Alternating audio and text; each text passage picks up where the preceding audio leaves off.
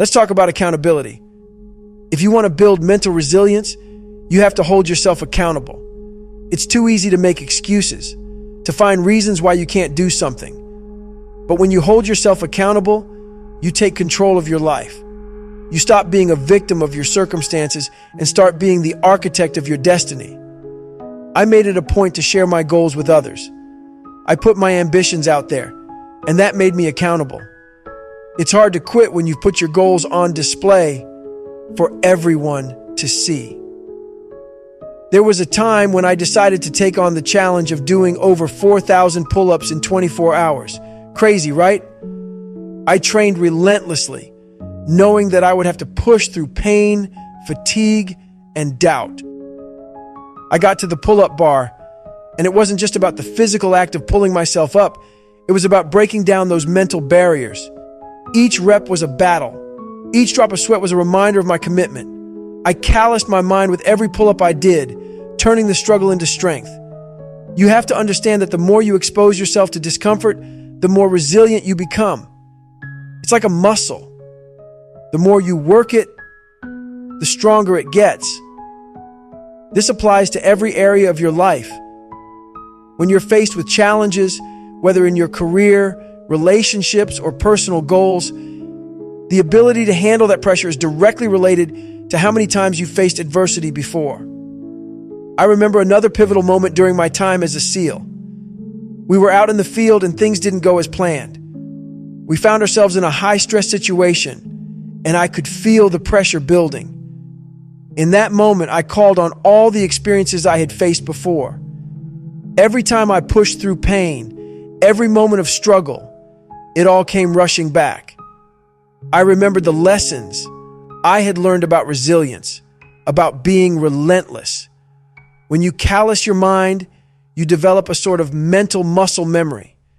You instinctively know what to do when things get tough. You don't freeze up, you act.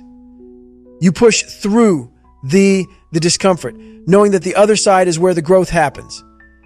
That's how you build extreme mental strength. It's not just about surviving the pain, it's about thriving in it. I also believe in the power of visualization. Before I take on any challenge, I spend time visualizing the entire process. I see myself overcoming obstacles, pushing through pain, and ultimately succeeding. This mental rehearsal prepares me for what's to come. When I'm actually in the moment, I've already been there in my mind. I know I can do it because I've visualized it over and over again. When I was training for the Badwater Ultramarathon, the toughest foot race in the world, I spent countless hours visualizing every mile. I pictured myself running through the scorching heat, feeling the weight of the world on my shoulders. I imagined the pain, the exhaustion, and the moments of doubt. But I also pictured myself crossing that finish line, arms raised in victory. That vision became a part of my training. It fueled my determination. You have to remember that every time you face a challenge, you're building your mental calluses. You're reinforcing that armor of resilience. Each struggle is an opportunity to strengthen your resolve. It's not about avoiding pain. It's about embracing it. It's about recognizing that pain is a part of the process. As I sit here reflecting on my journey, I can't help but feel grateful for the challenges I've faced. Each obstacle has shaped me into the person I am today. I wouldn't be here without the pain, the struggles, and the sacrifices. Callousing your mind is about taking those experiences and using them as stepping stones. You learn, you grow, and you become stronger. The journey is never easy, and it's not supposed to be. Life is full of ups and downs, twists and turns. But when you develop that mental toughness, you can navigate through it all. You become a warrior, ready to tackle whatever comes your way. You learn to appreciate the struggle, to find value in the hard times.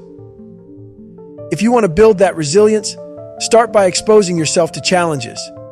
Set big goals and then go after them with everything you've got. Don't shy away from discomfort. Seek it out. Embrace it. Each time you push through, you're adding another layer of armor to your mental fortress. Surround yourself with people who challenge you, who hold you accountable. Get rid of the toxic influences in your life. You need a support system that encourages growth and resilience. Share your goals, your dreams, and your challenges. Let them hold you accountable. And don't forget about the power of reflection. Take time to look back on your experiences. What did you learn? What would you do differently? Use that reflection to inform your future actions. Each experience is a lesson, and every lesson builds on the last. You have to be relentless in your pursuit of greatness. Callousing your mind is not a one-time event. It's a lifelong journey. It requires commitment, discipline, and an unwavering belief in yourself. You have to keep pushing, keep grinding, and keep seeking out those challenges. When you feel like giving up, remember why. The accountability mirror is something I've come to rely on throughout my life, a powerful tool for self-reflection and personal growth. It's not just a metaphorical mirror, it's a way of holding myself accountable for who I am, who I've been, and who I want to become. When you stand in front of that mirror, you're not just looking at your reflection, you're staring down the raw truth of your existence. You see all your flaws, all your insecurities, and all the excuses you've made for not pushing harder, not striving for more.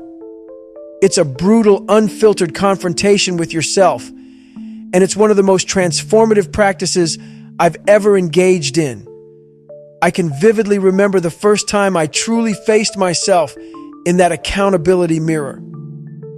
I was at a low point in my life, feeling like a failure. I had just gone through Navy SEAL training, and I was battling demons that threatened to consume me. It was easy to blame external factors, to point fingers at my circumstances, but deep down, I knew the real enemy was me. I was the one holding myself back. So I stood there looking into my own eyes, and it hit me. If I wanted to change my life, I had to start with honesty. I had to confront my weaknesses head on. The first step was brutal honesty. I had to strip away the layers of denial and self-deception that had built up over the years. It's one thing to say you want to be better. It's another thing entirely to look yourself in the face and admit where you've fallen short. I started by asking myself hard questions. What are my weaknesses? Where have I failed? Why do I keep making the same mistakes? The answers were uncomfortable, but that discomfort was necessary. Each time I stood in front of that mirror, I began to document my weaknesses. I would write them down on a piece of paper and tape it to the mirror. I'd look at it every day, reminding myself of what I needed to work on. I called it my list of accountability. It wasn't easy to see those words staring back at me, but it was a necessary step in my journey. I realized that acknowledgement is the first step to change. You can't fix what you refuse to see. Confronting my weaknesses forced me to take action. I couldn't just stand there and look at my list. I had to do something about it. I started setting specific goals to tackle each weakness. If I was out of shape, I committed to a grueling workout routine. If I lacked discipline, I implemented a strict schedule. Every day became an opportunity to prove to myself that I could change. This practice of self-reflection and accountability transformed my life in ways I never thought possible. It pushed me to become the person I am today. I learned that pain is not a sign of weakness, it's a catalyst for growth. I realized that each setback was not an endpoint, but a stepping stone toward greater strength. I began to embrace challenges instead of shying away from them. There were days when I didn't want to face that mirror. There were days when I wanted to hide from my own reflection because it reminded me of the hard work ahead. But I pushed through that resistance. I understood that the easy path leads to regret. Each time I confronted my weaknesses, I felt a sense of empowerment. I was taking control of my life instead of letting life control me. The accountability mirror also taught me the importance of consistency. It's not enough to confront your weaknesses once and think that's it. This is a lifelong journey. I had to commit to daily self-reflection, to hold myself accountable for my actions every single day. This practice became ingrained in my routine. It was my daily check-in, my opportunity to realign my goals and adjust my strategies. As I grew more comfortable with the process, I began to see the results.